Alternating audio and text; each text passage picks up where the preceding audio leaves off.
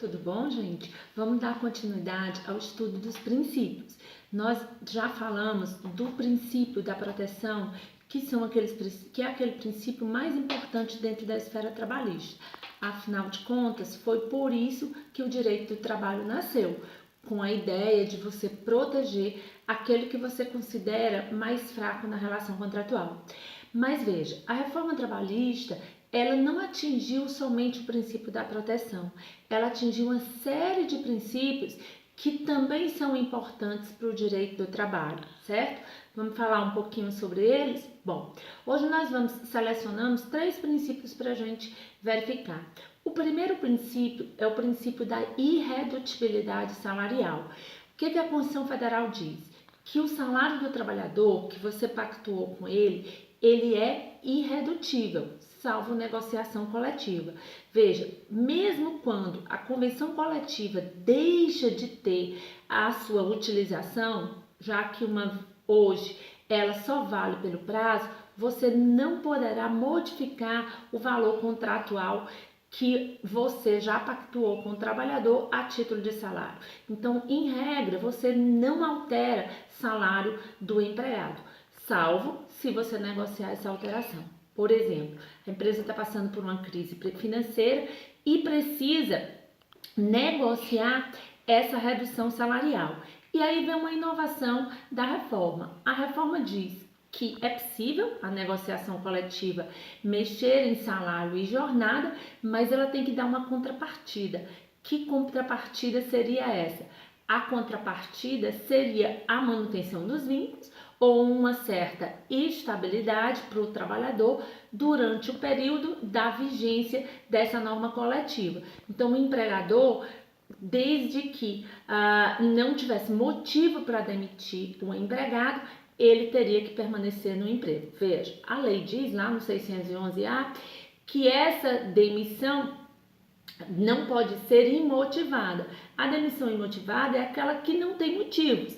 Não é o que a gente chama de estabilidade absoluta, ou seja, você só pode demitir por justa causa.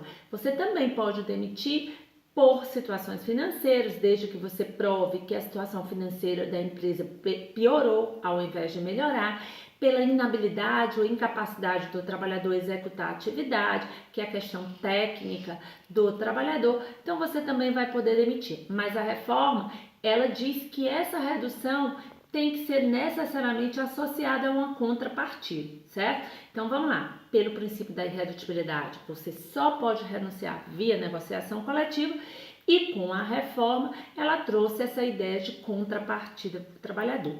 Mas aí nós ainda temos exceção a esse princípio.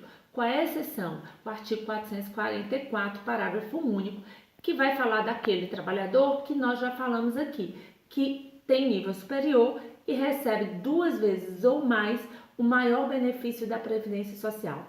Esse trabalhador a gente tem que colocar na mente que ele sempre poderá negociar individualmente e o que ele negocia individualmente prevalece sobre o que é negociado coletivamente. Outra observação importante acerca desse princípio é a ideia do que é redução salarial. Existem algumas remunerações, alguns salários que o trabalhador recebe que a gente chama de salário-condição. O que é salário-condição? São aqueles benefícios, aqueles valores que eu recebo só quando está presente uma determinada condição. Por exemplo, o adicional noturno. Se eu trabalho à noite, eu recebo o adicional noturno. No horário noturno, eu recebo o adicional noturno. Se eu mudo para o horário diurno, não há mais motivo de existir. E isso não é considerado redução salarial. Veja, na minha concepção, o princípio da irredutibilidade salarial, ele foi atingido constitucionalmente quando ele permitiu que o trabalhador do artigo 444, parágrafo único, que é aquele de nível superior, ele possa fazer isso individualmente. Então, fica aí uma análise do princípio da irredutibilidade salarial. Bom, vamos para um outro princípio? Próximo princípio é o que a gente chama da inalterabilidade contratual lesiva. Ou seja, o empregador não pode alterar as regras contratuais. Que regra? Local da prestação de serviço, horário de trabalho, função que você ocupa, salário. Não existirá possibilidade de você alterar para prejudicar o trabalhador. Qualquer alteração no contrato de trabalho, ele prevê 2 requisitos. Primeiro requisito, o consentimento do empregado, o empregado tem que aceitar, e o segundo, a ausência de prejuízos para o empregado. Veja, mas esse princípio, ele não é absoluto, certo? Existe o que a gente chama de jus variandi do empregador. O que é o jus variandi? O direito que o empregador tem de fazer pequenas adaptações no contrato de trabalho do empregado. Por exemplo, mudando o horário, fazendo uma pequena alteração de horário de trabalho. Veja, o empregador tem que dar viabilidade à sua atividade e para dar viabilidade à sua atividade, ele pode fazer pequenas alterações, certo? Vamos supor, eu tenho um trabalho que eu comecei a abrir essa empresa às 8 horas da manhã, mas aí eu verifiquei que às 8 horas da manhã não tinha muito cliente, que a clientela só começava mesmo a partir das 9. E eu resolvi mudar o horário do trabalho do empregado de 8 para as 9. Mexe no contrato? Mexe. Mas eu não posso impedir que o empregador faça isso. Vamos dar um outro exemplo? Eu vou abrir uma loja nova lá num bairro e o empregado foi contratado para trabalhar no centro. Acontece que eu preciso de um empregado com mais experiência, não vou abrir uma loja com todo mundo inexperiente. Então, vou tirar esse trabalhador que já tem uma certa experiência do centro e colocá-lo no bairro. Ele vai precisar investir mais na locomoção dele, ele vai levar mais tempo na locomoção até o local de trabalho. É possível que eu faça essa modificação? É possível que você faça essa modificação. São pequenas modificações no contrato de trabalho. Agora, é óbvio que se você quer mandar o trabalhador para outra cidade, se você quer mudar o horário do trabalhador do diurno para o noturno, se você quer fazer alterações mais significativas, você vai enfrentar o princípio da inalterabilidade contratual lesiva, que impede reformas nas condições contratuais quando prejudiciais ao trabalhador, certo? Então, é outro princípio que a gente precisa analisar. E o último princípio, para que a gente conclua essa parte que nós estamos falando agora, é o princípio da indisponibilidade ou irrenunciabilidade dos direitos trabalhistas. Os autores têm dito que esse é o princípio que foi mais atingido pela reforma trabalhista, certo? Em regra, eu não posso dispor de direitos meus. Por exemplo, eu não posso aceitar não ter carteira assinada.